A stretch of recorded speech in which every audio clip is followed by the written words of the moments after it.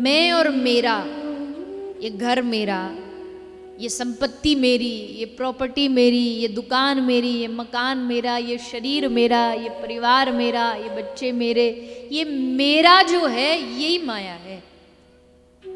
माया कोई आकृति नहीं है कि वो आकृति रूप में कोई माया आती हो। ये मैं मेरा आ गया, समझो माया आ गई। और ये माया हटेगी कैसे? ले इसका भी बड़ा सरल उपाय है। मैं और मेरा जो है वो तू और तेरा जब बन जाए, समझ लो माया हट गई, भगवान आ गए। कितनी सरल व्याख्या महापुरुषों ने कर दी हमारे लिए। माया मैं मेरा, भक्ति तू तेरा। बस मैं मेरा से तू तेरा का ये जो रास्ता है, ये जो सफर है, बस इसको पार करना। इसको पार करने में युगों युगों लग जाते हैं। दिखने में तो लगता अरे क्यों, कौन सी बड़ी बात है। अभी हम कह दे भगवान को तू तेरा, तेरा तुझको अर्पण, तेरा तुझको अर्पण, क्या लागे मेरा। और जब ये बोल रहे होते हैं, आरती कर रहे होते हैं मंदिर में खड़े होके, तो मन कहाँ होता?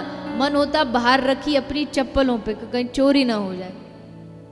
और वैसे कह रहे प्रभु तन मन धन सब तेरा, मन है मेरी चप्पल। तो जुबान से तो हम हमेशा ही कहते रहते भगवान से, त्वमेव माता च पिता त्वमेव, त्वमेव बंधु च सखा त्वमेव, त्वमेव विद्या द्रविणम त्वमेव। आगे त्वमेव सर्वम, सब कुछ हो आप मेरे। दुनिया में एक आदमी से आपके सब कुछ रिश्ते नहीं हो सकते, लाख कोशिश कर लो। पत्नी मां नहीं बन सकती, मां पत्नी नहीं बन सकती, बेटा बाप नहीं बन सकता और पिता पुत्र नहीं बन सकता। दोस्त दोस्त रहेगा। ज्यादा से ज्यादा कह देते हैं जैसे हमारा दोस्त, हमारा मित्र भाई जैसा, चलो भाई हो जाएगा, अब बहन थोड़ी बन जाएगा, बेटी थोड़ी बन जाएगा।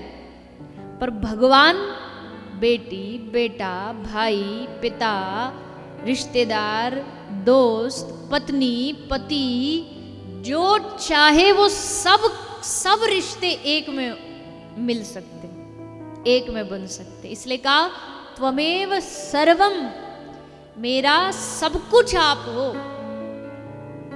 भगवान ने कोई गरज से थोड़ी डंडा लेके कहा था कि नहीं तुमको कहना पड़ेगा मैं तुम्हारा सब कुछ हूं। हमने अपनी मर्जी से कहा था भगवान से, त्वमेव माता पिता त्वमेव, तुम ही मेरे सब कुछ। भगवान ने जबरदस्ती नहीं की थी ये कहलवाने, हमने अपने मन से कहा कि प्रभु आप हमारे सब कुछ।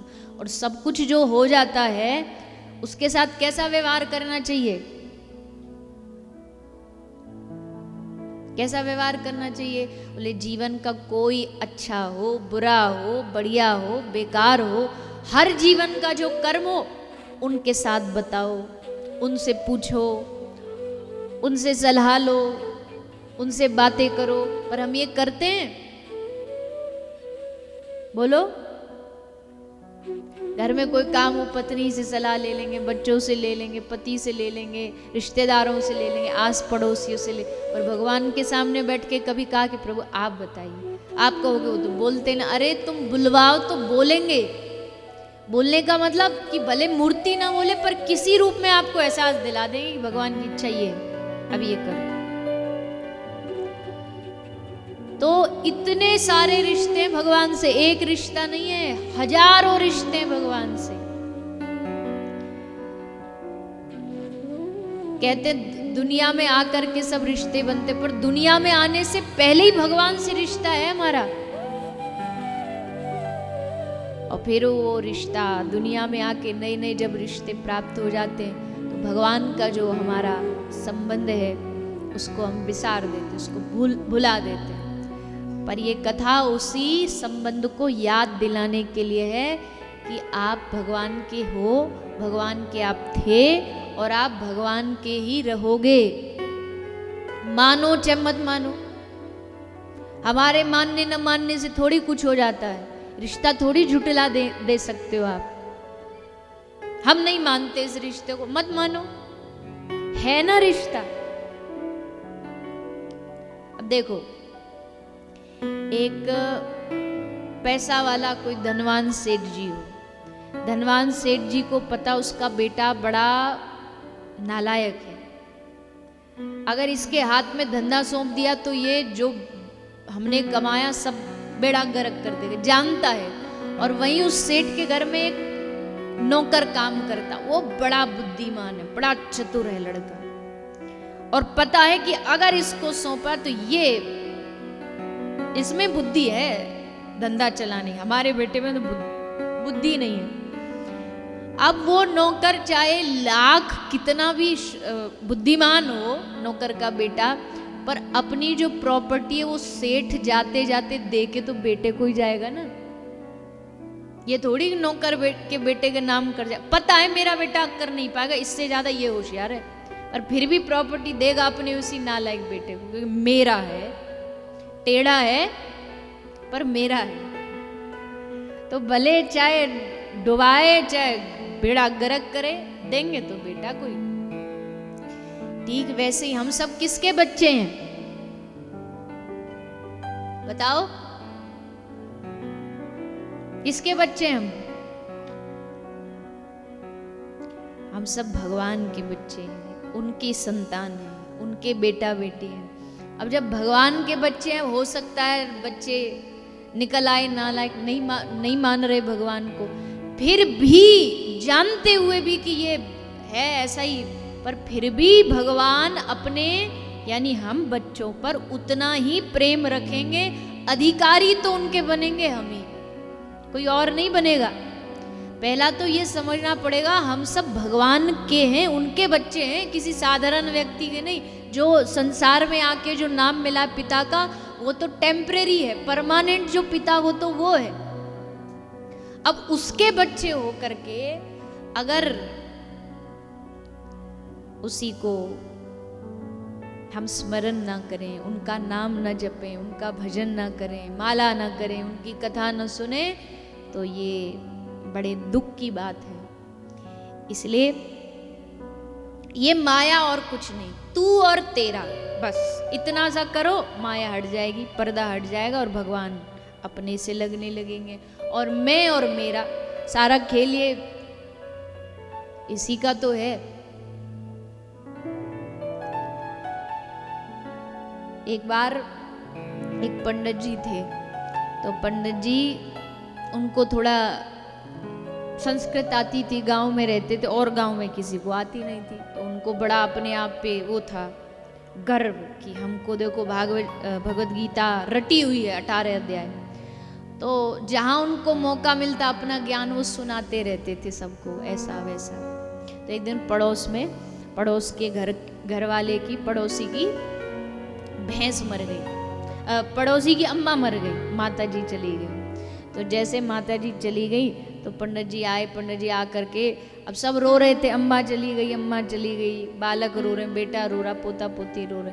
तो पंडित जी बोले, अरे किस लिए रो रहे हो, आत्मा अजर अमर है, आत्मा न कभी मरती है न जलती है, नैनम छिदन्ति शस्त्राणि नैनम दहति पावक, क्यों रोना धोना ये सब, जो आया सो जाएगा, आत्मा परमात्मा में मिलन हो गया, ये तो शरीर है, ये तो पांच भौतिक शरीर। अब बोला पंडित जी बात तो आप सही कह रहे हो, पर अम्मा मरी है तो थोड़ा तो दुख होगा ही ना, माँ है, माता है।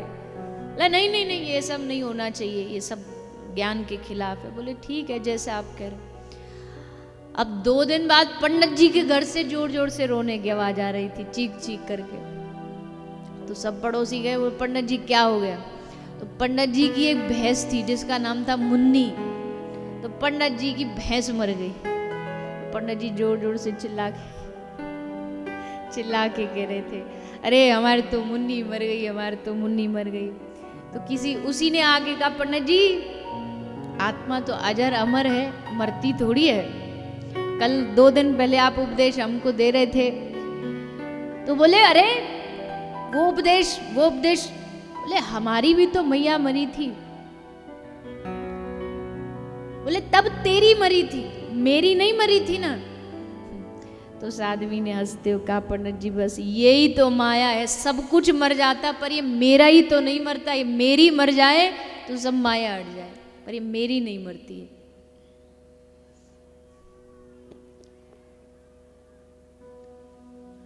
भगवान के साथ जब ये मेरा जुड़ जाए, जैसे मेरा घर वैसे जुड़ जाए मेरे भगवान,